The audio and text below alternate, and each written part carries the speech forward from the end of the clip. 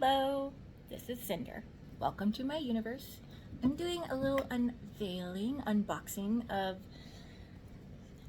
I ordered Nebula Genomics, and they sent me a box where I get to put my DNA in, and then I'm going to send it off to them, and they're going to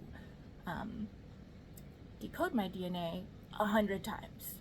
Not just 30, not just 10, but 100. Means it's more accurate. There's a lot of information in the human genome. It came in this handy box. Hard to see the camera. Let's see here. So, the future of health is in your DNA.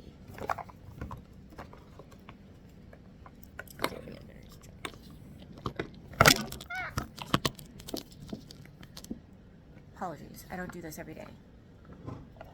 So, inside the kit, we have here swabs. I'm pretty sure it's for the cheek, but I'll read the instructions. A biohazard bag to put your DNA in. And a lovely little stop. Read all steps before collecting samples. I was waiting for this. Because it's a cheek swab, you have to make sure that you have had nothing in your mouth for a lot of mounted hours. I'm not sure what they have yet. Let's see. So here's this little tube, and it comes with the solution that will help with the genetics. I honestly, it's been a little while since I took my genetics class. I don't have all the lingo up, but I'm gonna start learning again real quick. And then they sent me a UPS ground return envelope. I'm not going to show you it because it's got personal information. Let's see. How many hours? Wow. They say do not eat, drink, or smoke for 60 minutes prior to using the kit. Gently rinse your mouth with water 60 minutes prior to using the kit. Do not touch swab tips or allow contact with any other object. I mean, you don't want to know what the latest avocado or potato DNA that you've just recently touched.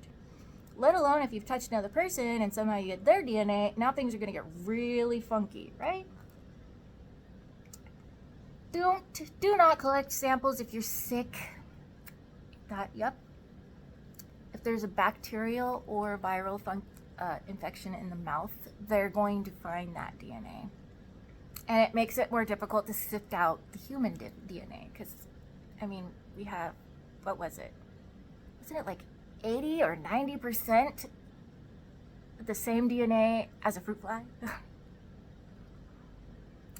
It says, use both swabs as described in the instructions below. Swab very thoroughly, since whole genome sequencing requires a lot of data.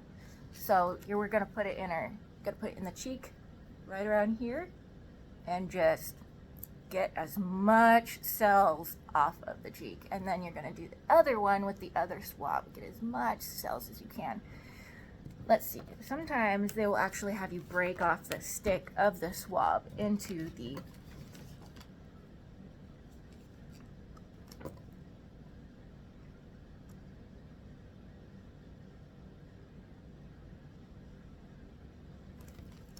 they want you to rub swab tip firmly against the inside of your cheek. Keep swabbing for about 60 seconds. Rotate swab tip as you're rubbing. Cover entire cheek from top to bottom and side to side. Follow these instructions. Swab very thoroughly. Your sample will fail if you don't collect enough DNA. And then it says, pick up the vial, hold steady in one hand, slowly twist swab into the vial with a corkscrew motion. There will be resistance, but push the swab all the way down to the bottom, and then you hold the vial steady and move the swab up and down rapidly inside the tube for 20 to 30 times without moving the swab out of liquid. Now, we should all be pretty comfortable with this because of all of the COVID tests that we have taken. It's kind of the same thing. They're gathering DNA. versus COVID, they were trying to find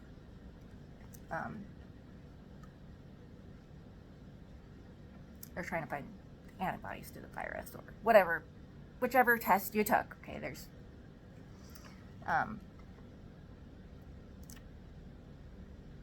it says repeat the same steps 2 to 5 with the second swab and using the same vial. Okay, they do want you to slowly twist out the swab in a corkscrew motion, and they're not asking us to break it off. Sometimes tests, DNA type tests, will actually have you break off the tip and they'll just keep it there. They're like, just swab to your heart's content and put it in there and we'll deal with the rest.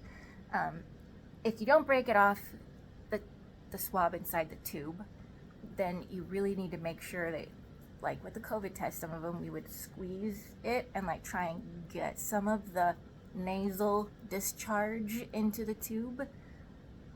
We want to stir it even more so. Like, it's a pretty expensive test, so get all the DNA you can in there.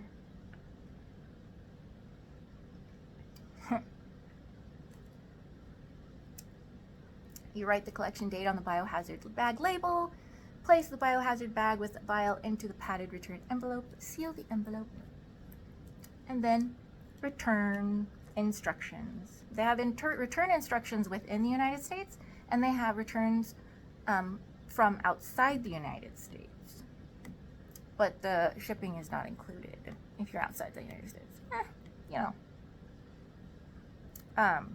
It's getting sent to Nebula Genomics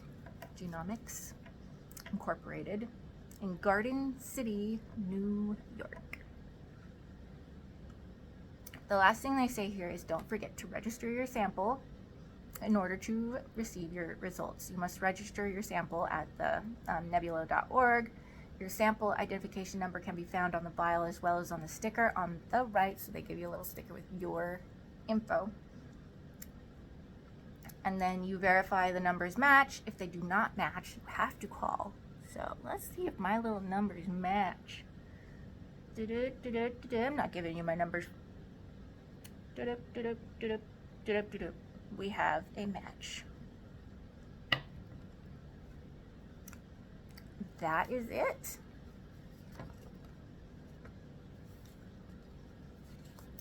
Now I've had things in my mouth like juice and electrolytes and various, so I cannot do it right now, but I will try and add a little video to show you how it's done.